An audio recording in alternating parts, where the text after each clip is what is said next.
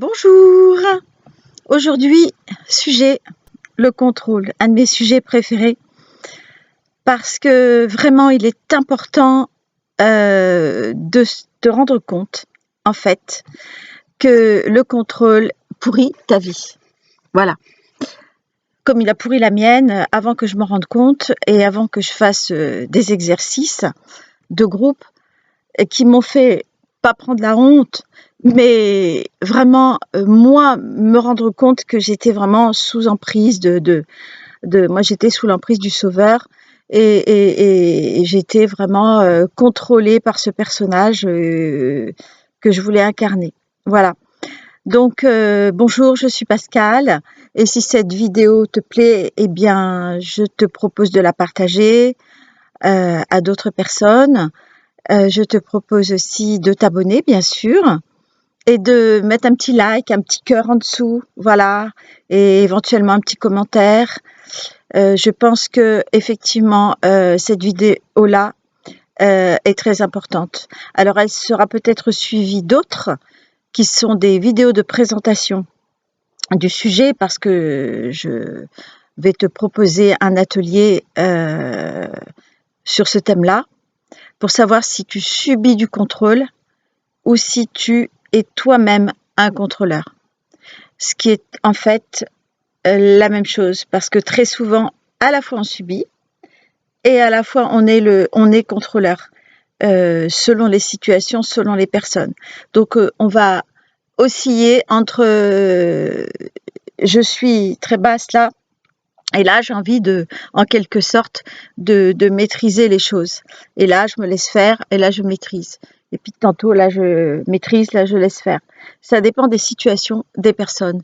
Et donc évidemment ça vient de... Alors évidemment je vais faire cette vidéo comme d'habitude en vrac parce que j'ai écrit beaucoup depuis des jours sur le contrôle. Ça m'habite vraiment. J'ai envie de te le partager aujourd'hui. Et donc là je vais laisser venir petit à petit ce qui... Voilà, les paroles au fur et à mesure. Parce que suivre un modèle, suivre un brouillon, suivre une chose, c'est pas moi ça. Et donc j'aime bien laisser s'installer les choses. Je suis moi-même une personne émotive, j'aime bien m'exprimer, j'exprime mes émotions, j'exprime ce que je ressens. Et ce depuis donc pas mal de temps maintenant, ce que je ressens vraiment, sans tricherie, sans mentir. Et je préfère tourner des vidéos comme ça, naturelles, spontanées, plutôt que comme je vois certaines personnes qui lisent. Bon, je comprends très bien, hein, mais préparer et lire, voilà, moi c'est pas trop mon truc. Alors, en fait, lorsque je fais des préparations, je reçois, ça me réveille ou la nuit ou ça me prend la journée. Je peux être sous la douche, je peux être dans le jardin, je peux être dans la voiture, je peux être en train de marcher ou d'aller faire des courses et je suis obligée de parler dans mon microphone ou d'écrire. Voilà, donc je laisse séance tenante tout ce que je suis en train de faire, même si je suis parfois dans certains, comment dire, certains travaux, voilà, sauf quand je suis évidemment avec une personne donc en séance. Là, je peux pas, c'est beaucoup trop intime. Mais parfois, il m'arrive donc même en séance d'avoir un ressenti pour une situation qui va être déclenchée parce que la personne me raconte. Et donc, je suis obligée de l'écrire parce que ça va la concerner une prochaine fois. Voilà. Donc, j'espère que tu vas pouvoir ressentir ce que je veux dire. Alors, ma première question, c'est est-ce que tu te rends compte que tu es sous contrôle? Est-ce que tu te sens comme ça? Probablement, tu vas dire, mais non, moi pas du tout, moi je vis ma vie, ça va, je gère, voilà. La plupart du temps, on est comme ça. Ou alors, bah non, je gère pas du tout, je cours après la queue du Mickey, franchement, j'arrive à rien. Ou alors, il y a des fois, je gère très bien, puis d'autres fois, j'arrive à rien. Enfin, voilà. On a en fait des sensations qui sont, sauf si on est déjà bien avancé, bien qu'on a passé les caps, qu'on se l'est expliqué qu'on l'a vraiment bien vécu, bien compris, bien exprimé, à ce moment-là, on sait qu'on a passé ces caps de contrôle. Et je vais te donner une information. Lorsque tu sais que tu es en train de passer ces caps ou que tu les as passés, donc quand tu es en train de les passer, en fait, tu supportes plus que quelqu'un d'autre que toi, même quelqu'un que tu aimais avant ou quelqu'un que tu n'aimes pas ou que tu viens de rencontrer, ça te saute comme au visage, comme ça, que cette personne est dans le contrôle. Voilà. Pas qu'elle veut te contrôler, mais qu'elle est elle-même, voilà, ou qu'elle subit, ou qu'elle donne du contrôle. Ça, on le voit aussi bien dans le film La prophétie des Indes. Et quand tu as passé ce cap, après, bah, ça te fait plus rien, ou quasiment plus rien. Simplement, tu vas dire à une personne qui est dans le contrôle, qui est avec toi en train de discuter, tu vas lui dire, écoute, enfin, tu vas lui dire rien du tout parce qu'en fait, elle t'agace profondément et tu vas parler d'autre chose. Tu vas changer de sujet, rigoler, voilà, mettre d'autres choses en place afin d'alléger ça. Parce que la personne qui est donc dans le contrôle, elle se rend pas compte. Comme la plupart des défauts que l'on a, on se rend pas compte qu'on a ces défauts. Voilà. Si j'ai un bouton sur le nez, je le sais pas toujours. Et donc, ça sert à rien de dire à l'autre: «Ah bah, tu es dans le contrôle», voilà, ça sera très mal pris, puisqu'une personne dans le contrôle, soit elle subit, elle est très malheureuse, soit elle contrôle et c'est très pervers. Donc elle va pas du tout apprécier que quelqu'un d'autre s'en rende compte, ou alors elle le sait même pas et bon, tu sais très bien, ça fait pas plaisir quand quelqu'un te met ton nez dans ton caca en te disant, «C'est sale chez toi». Voilà. Ça a tendance à rendre agressif. Donc ça sert à rien. Mais nous-mêmes, toi-même, tu vas te rendre compte que tu es en train de passer ce cap, cette évolution, ce chemin, lorsque tu supportes plus une personne qui est comme ça. Et quand tu l'as passé, eh ben ça va mieux.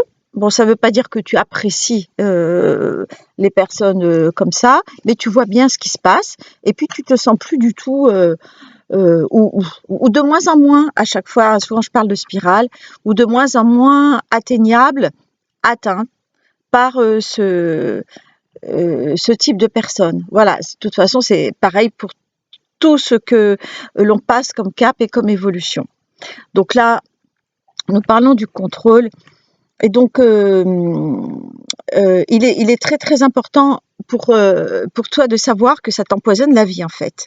C'est comme si tu montais un escalier avec un sac à dos rempli de pierres, tu vois, des fers aux pieds, voilà, des menottes, et puis un gros baquet sur la tête, et puis t'es entravé, et il faut que tu montes 6 étages comme ça, puis arrivé en haut, tu sais même pas ce qui t'attend, etc.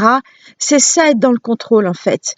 C'est on s'entrave soi-même, on est vraiment piégé soi-même, qu'on le subisse ou qu'on le fasse subir aux autres. On s'entrave nous-mêmes.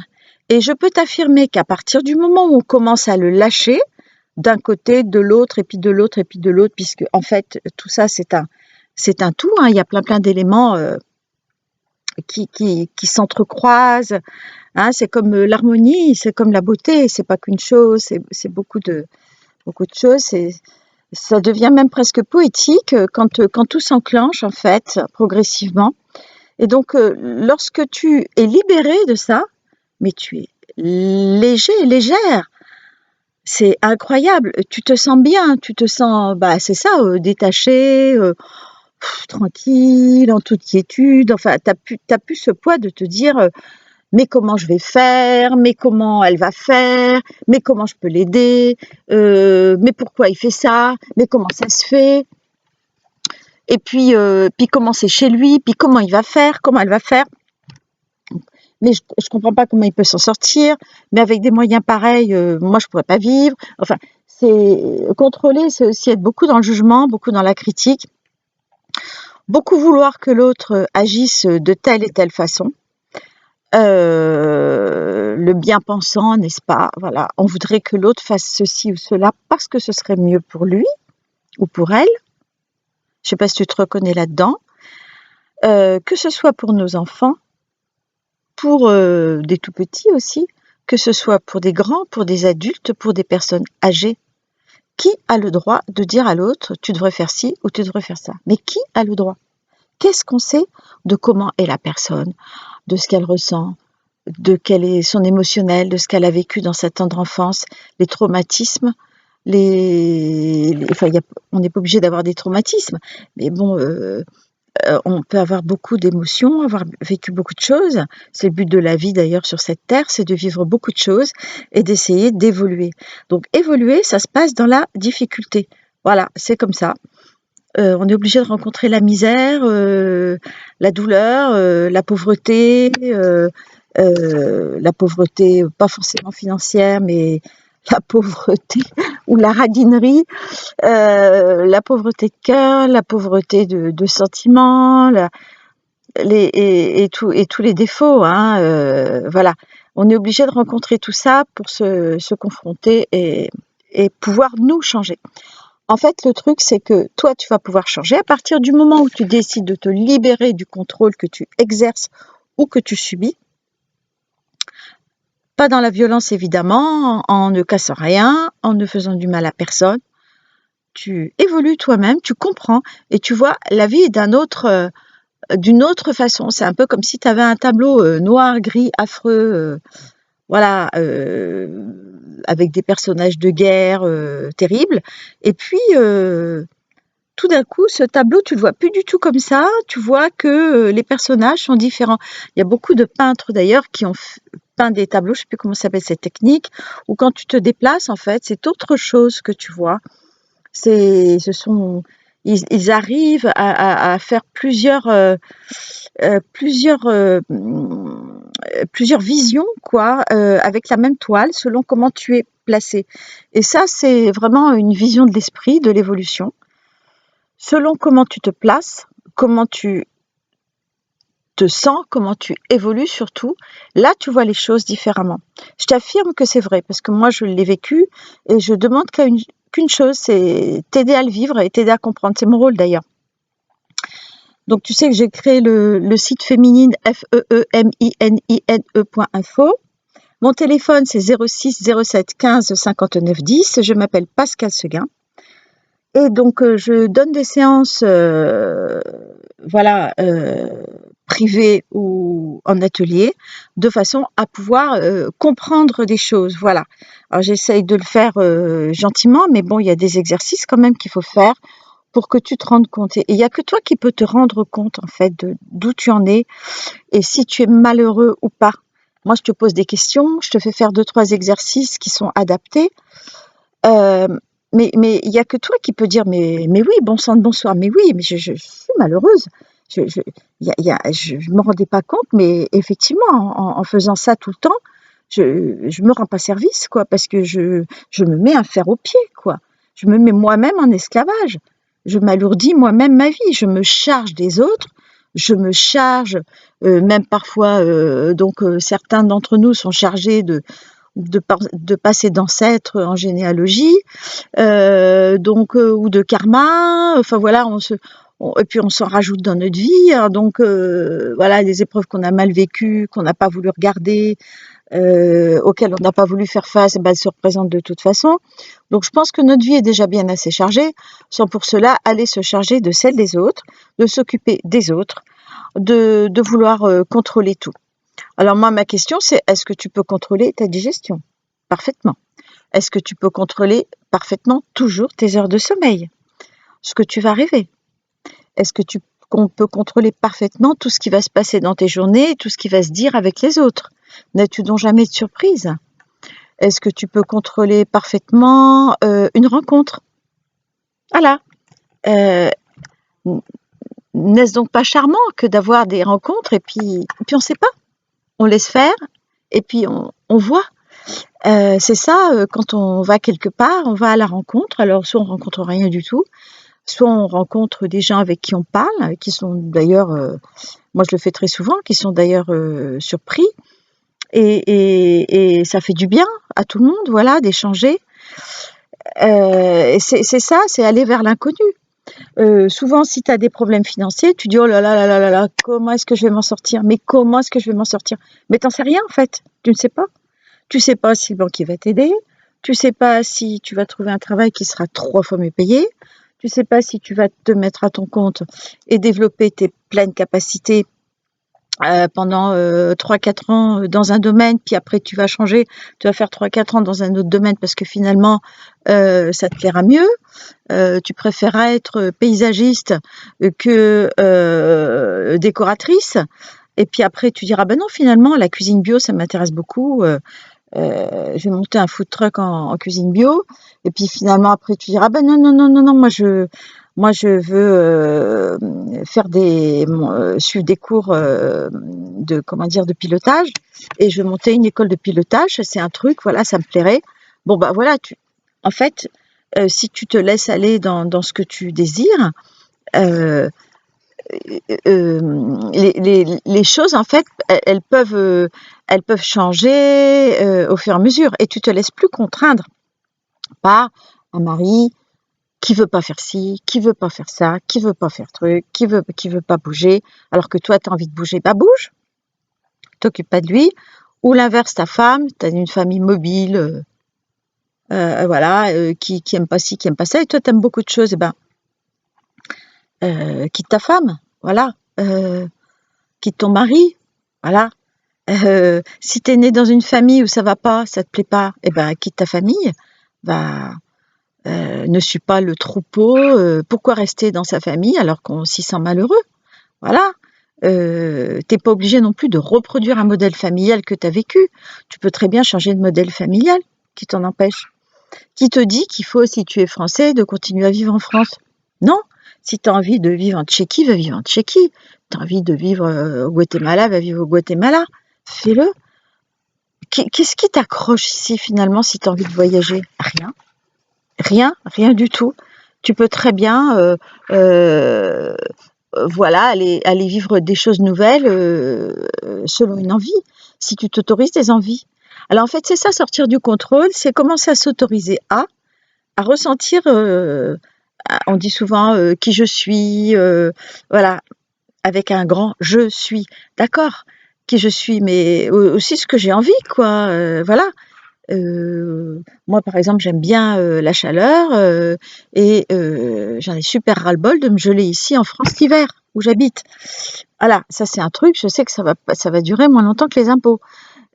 Parce que il y a des choses que je préfère autrement. Je préférerais vivre autrement, puis ça fait des années. Donc, il y a un moment, si tu as envie de t'acheter un camping-car, tu t'achètes un camping-car. Voilà, tu vends tes voitures et tu t'achètes un camping-car et tu pars seul ou avec ton chéri, ta chérie, ou avec des copains, des copines, peu importe, et puis tu vis ton bout de chemin comme tu as envie. Et contrôler, c'est essayer de se dire, ou se faire contrôler, c'est que la famille va te dire ah bah non quand même, tu te rends compte, c'est dangereux. Si tu es une fille, c'est dangereux de partir seule en camping-car ou même avec quelqu'un. Tu sais, il y a eu des agressions, ta ta ta ta ta ta. Si tu fais la route 66 en camping-car, bah oui, effectivement, il y a des gens qui peuvent t'agresser. Mais il y en a aussi qui peuvent agresser ici. Moi, mon portail est, hein, ils peuvent très bien passer par-dessus le portail, tel un chat, et puis venir m'agresser ici, pourquoi pas, au fin fond du Berry. Donc tout ça, c'est un peu comme l'histoire de j'ai peur des chauves-souris. Voilà, on peut avoir peur de tout, et puis pas se rendre compte qu'une chauve-souris, ça s'est pas monté dans un ascenseur, quoi. On se fait des peurs incroyables. D'ailleurs, j'ai une autre vidéo très intéressante sur les peurs et les pensées perfides qui te pourrissent la vie. Voilà.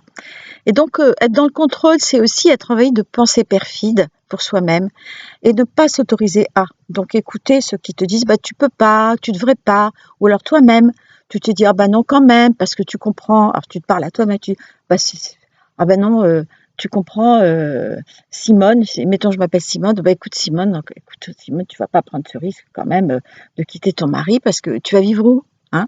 Et puis, à ton âge, 65 ans, est-ce que ça se fait de quitter un mari? Bah non, hein, voilà. Alors, je vais me dire ça. Et puis, est-ce que ça se fait de se décider à faire 1 heure de vélo par jour? ça va peut-être fatiguer mon corps, mes os. Est-ce que je ferais pas mieux de de continuer comme je fais, de voilà, de vivre comme je vis. Pourtant, c'est vrai que je suis malheureuse, je me sens pas heureuse. Mais oh, je vais pas prendre de risque. Comment je ferai pour vivre? Comment je vais finir mes fins de mois? Et puis l'appartement, et puis la maison de campagne, et puis les voitures, et puis il va falloir divorcer, et puis il va falloir affronter l'inconnu. Et c'est ça que les gens dans le contrôle, ou qui subissent le contrôle, c'est de cela dont souvent tu as peur, si tu es dans le contrôle ou que tu le subis, c'est du changement, l'inconnu. C'est lâcher, puis dire, ben voilà, on verra bien. Et laisser faire. Pas dire forcément, ça va se passer comme ça. Non.